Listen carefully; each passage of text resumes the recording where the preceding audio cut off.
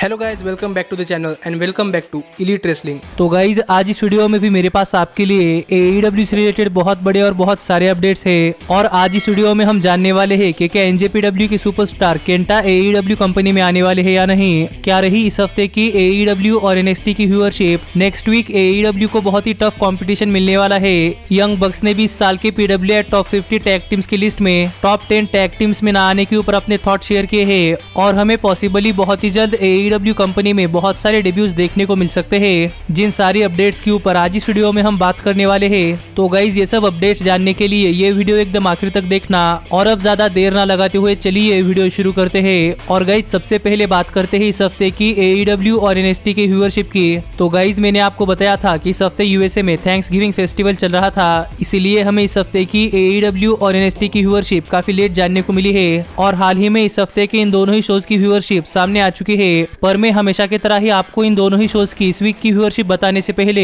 आपको इन दोनों ही शोज की लास्ट वीक की व्यूअरशिप याद दिलाना चाहूंगा। और अगर यहाँ पर हम शुरुआत करें NXT से, तो गाइज NXT को लास्ट वीक व्यूअरशिप मिली थी 638 के व्यूअर्स। पर वही अगर हम बात करें लास्ट वीक के AEW के डायनामाइट शो की, तो गाइज लास्ट वीक के AEW के डायनामाइट शो को व्यूअरशिप मिली थी 850 के व्यूअर्स, जिससे हम समझ सकते हैं कि गाइज लास्ट वीक AEW ने NXT को व्यूअरशिप में हरा दिया था। पर वही अगर यहाँ पर हम बात करें इन दोनों ही शोज की इस वीक की व्यूअरशिप की, तो इस वीक इन दोनों ही शोज की व्यूअरशिप में काफी बड़ा डिफरेंस आया है। और अगर यहाँ पर हम शुरुआत करें NXT से, तो गाइज NXT की इस वीक की व्यूअरशिप उनके लास्ट वीक के व्यूअरशिप के मुकाबले करीब 12 से 13% ज्यादा बढ़ी है। और इस वीक जो NXT को व्यूअरशिप मिली है वो है 712 के व्यूअर्स, जो कि NXT के लिए काफी अच्छी बात है कि गाइज NXT की व्यूअरशिप काफी तगड़ी बढ़ी है। पर वही अगर हम बात करें इस वीक के AEW के डायनामाइट शो की, तो गाइज इस वीक के AEW के डायनामाइट शो की व्यूअरशिप उनके लास्ट वीक के डायनामाइट शो के मुकाबले करीब 12 से 13% कम हो चुकी है। और गाइज इस वीक जो AEW को व्यूअरशिप मिली है वो है 710 के व्यूअर्स, और ये AEW के लिए काफी बुरी बात है क्योंकि गाइज इस वीक AEW की व्यूअरशिप काफी कम हो चुकी है। और इससे हम समझ सकते हैं कि गाइज इस वीक के AEW और NXT की व्यूअरशिप बैटल में NXT ने AEW को हरा दिया है। पर वही अगर हम बात करें डेमोग्राफिक्स की, तो गाइज 18 to 49 एज डेमोग्राफिक में AEW का रैंक आता है 7 और NXT का रैंक आता है 25, जिससे हम समझ सकते हैं कि गाइज AEW अब तक 18 to 49 एज डेमोग्राफिक में NXT से अनडिफिटेड है। पर AEW के लिए ये बहुत ही बुरी बात है कि AEW के special Dynamite show winter is coming के go home edition Dynamite show की व्यूअरशिप काफी कम हो चुकी है। पर प्रोबेबली AEW की नेक्स्ट वीक की व्यूअरशिप काफी तगड़ी व्यूअरशिप आ सकती है। लेकिन गाइज अब हम आगे बढ़ते हैं और बात करते हैं हमारी अगली अपडेट की और जानते हैं कि नेक्स्ट वीक AEW को कौन सा बड़ा टफ कंपटीशन मिला है। तो गाइज AEW और NXT की व्यूअरशिप बैटल तो चल ही रही है और नेक्स्ट वीक के AEW के स्पेशल डायनामाइट शो पर जॉन मॉक्सली केनी ओमेगा को फेस करने वाले हैं। इसलिए आप में से कई सारे लोग सोच रहे होंगे कि गाइज नेक्स्ट वीक के AEW के डायनामाइट शो की व्यूअरशिप अब तक के AEW के डायनामाइट शो के व्यूअरशिप के मुकाबले काफी तगड़ी आ सकती है और प्रोबेबली नेक्स्ट वीक के डायनामाइट शो की व्यूअरशिप करीब 1 मिलियन के पार जा सकती है। तो गाइज मैं आपको बताना चाहूंगा कि नेक्स्ट वीक AEW को सिर्फ NXT से ही कंपटीशन नहीं, बल्कि नेक्स्ट वीक AEW को एक और कंपटीशन आ चुका है और ये कंपटीशन NXT से भी बहुत ही तगड़ा है क्योंकि गाइज यूएसए के टाइम के हिसाब से आज होने वाला NFL का एक मैच यूएसए ने मैच स्टाफ के बीच में कोविड-19 के केसेस पॉजिटिव आने की वजह से NFL का पूरा मैच 2 दिन बाद पोस्टपोन कर दिया है, जिसका मतलब कि गाइज मंडे को होने वाला NFL का मैच अब वेडनेसडे को होने वाला है। और इस मैच की टाइमिंग AEW के डायनामाइट शो की टाइमिंग और NXT के शो की टाइमिंग एक ही है, जिस वजह से नेक्स्ट वीक AEW को बहुत ही टफ कंपटीशन मिलने वाला है। क्योंकि अगर किसी को नहीं पता तो गाइज मैं आपको बताना चाहूंगा कि गाइज NFL के एक मैच की व्यूअरशिप करीब 8 से 9 मिलियन तक जाती है और वही AEW के डायनामाइट शो की व्यूअरशिप 1 मिलियन भी पार नहीं कर पाती, जिससे हम समझ सकते हैं कि गाइज AEW को इस वीक कितना बड़ा टफ कंपटीशन है। तो देखना पड़ेगा कि क्या AEW इस टफ कंपटीशन में सर्वाइव कर पाते हैं या नहीं, और क्या इतने टफ कंपटीशन के बावजूद AEW के डायनामाइट शो की व्यूअरशिप 1 मिलियन के पार होती है या नहीं। पर गाइज आप मुझे कमेंट कर बताइए कि आपका इस सिचुएशन पर क्या कहना है। लेकिन गाइज अब हम आगे बढ़ते हैं और बात करते हैं हमारी अगली अपडेट की और जानते हैं कि यंग बक्स ने इस साल के PWI के टॉप 50 टैग टीम्स की लिस्ट में टॉप 10 टैग टीम्स में न आने के ऊपर क्या कहा। तो गाइज हाल ही में यंग बक्स का एक इंटरव्यू हुआ था और उस इंटरव्यू में यंग बक्स से पूछा गया था कि यंग बक्स इस साल के PWI के टॉप 50 टैग टीम्स की लिस्ट में टॉप 10 में भी अपनी जगह नहीं बना पाए, तो इसके ऊपर यंग बक्स क्या सोचते हैं। तो गाइज इस सवाल का जवाब देते हुए यंग बक्स ने कहा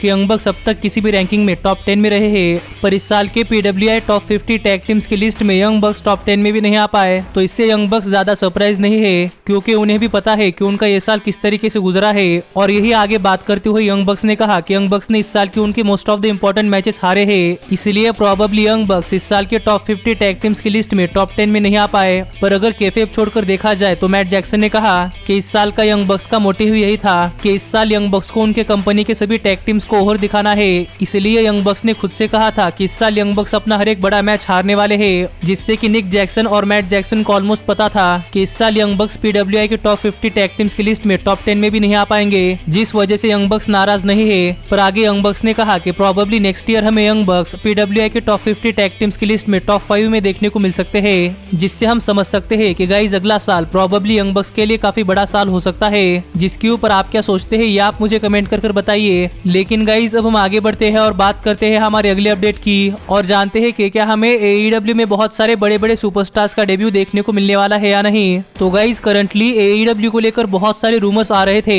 कि हमें प्रोबेबली एईडब्ल्यू के फुल गियर पेपरव्यू में एक बड़ा फ्री एजेंट एईडब्ल्यू में डेब्यू करता हुआ दिखाई दे सकता है और वो free agent sting, Brock Lesnar या फिर टेसा ब्लैंचेट भी हो सकती है। पर ऐसा कोई बड़ा सुपरस्टार हमें इस साल के फुल गियर पेपरव्यू पर डेब्यू करता हुआ नहीं दिखाई दिया। पर हाल ही में टोनी खान ने अपने लेटेस्ट इंटरव्यू में आने वाले एईडब्ल्यू के डायनामाइट शो को प्रमोट करते हुए एक स्टेटमेंट दिया और यहाँ पर बात करते हुए टोनी खान ने कहा कि करंटली एईडब्ल्यू कंपनी ऐसे बहुत सारे रेसलर्स को कांटेक्ट कर रही है जिनके बारे में फैंस सोच भी नहीं सकते और ऐसे बहुत सारे और बहुत ही बढ़िया बढ़िया सुपरस्टार्स का डेब्यू हमें आने वाले डायनामाइट शो पर देखने को मिल सकता है। जो बात टोनी खान ने अपने डायनामाइट शो को प्रमोट करते हुए कही है और ये लास्ट टाइम की तरह कोई अनऑफिशियल चीज नहीं है, क्योंकि guys last time full gear pay per view में एक बहुत ही बड़े सुपरस्टार का डेब्यू होने वाला है। ये बात एईडब्ल्यू के ऑफिशियल्स ने नहीं बल्कि फुल गियर पेपरव्यू की पब्लिशर ने बताई थी, जिस वजह से उस चीज पर ट्रस्ट करना 50-50% था। पर करंटली ये बात एईडब्ल्यू के चेयरमैन टोनी खान ने कही है। तो गाइज हमें प्रोबेबली आने वाले दिनों में एईडब्ल्यू के डायनामाइट शो पर बहुत ही बड़े बड़े सुपरस्टार्स का डेब्यू देखने को मिल सकता है और इस बार ये बात टोनी खान ने कही है, इसीलिए मैं आने वाले डायनामाइट शोज के लिए थोड़ा फार एक्साइटेड हूँ। पर गाइज आप मुझे कमेंट कर बताइए कि क्या आप एईडब्ल्यू के डायनामाइट शो पर बहुत सारे बढ़िया बढ़िया रेसलर्स का डेब्यू देखना चाहते हैं या नहीं, और आपके हिसाब से वो रेसलर कौन होंगे जो कि एईडब्ल्यू के डायनामाइट शो पर डेब्यू कर सकते हैं। लेकिन गाइज अब हम आगे बढ़ते हैं और बात करते हैं हमारे फाइनल अपडेट की और जानते हैं कि क्या हमें एनजेपीडब्ल्यू सुपरस्टार केंटा,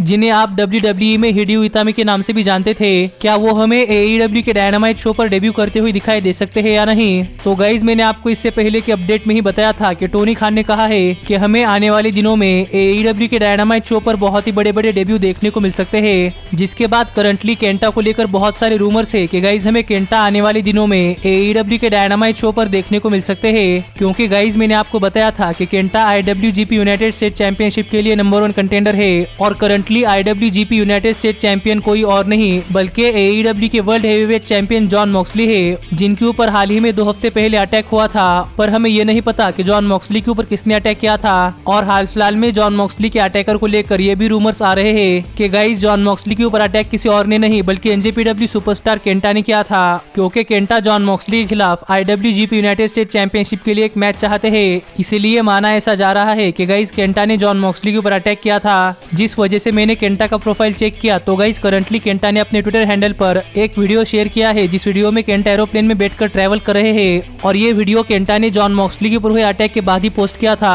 इसलिए गाइज करंटली केंटा को लेकर ऐसे बहुत सारे रूमर्स आ रहे हैं कि हमें केंटा बहुत ही जल्द एईडब्ल्यू के डायनामाइट शो पर देखने को मिल सकते हैं और वो एईडब्ल्यू के डायनामाइट शो पर आकर जॉन मॉक्सली को कन्फ्रंट करेंगे। जो चीज अगर एईडब्ल्यू के डायनामाइट शो पर होती है तो गाइज ये बात बहुत ही बड़ी बात होने वाली है, क्योंकि इससे आगे चलकर एईडब्ल्यू और एनजेपीडब्ल्यू के बीच में एक पार्टनरशिप फॉर्म हो सकती है और अगर ये पार्टनरशिप फॉर्म होती है तो गाइज हमें एनजेपीडब्ल्यू के सुपरस्टार एईडब्ल्यू के डायनामाइट शो पर आकर परफॉर्म करते हुए दिखाई दे सकते हैं। जिसके ऊपर आप क्या सोचते हैं ये आप मुझे कमेंट कर बताइए कि केंटा एईडब्ल्यू के डायनामाइट शो पर आ सकते हैं या नहीं। लेकिन गाइज अब मिलता हूँ आपसे अगली वीडियो में, पर तब तक stay healthy, stay happy and keep watching elite wrestling.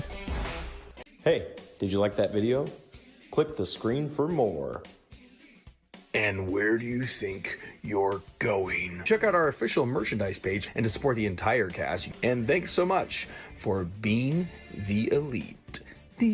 elite, the elite. What, Nick, you're not going to sing it all with me this time?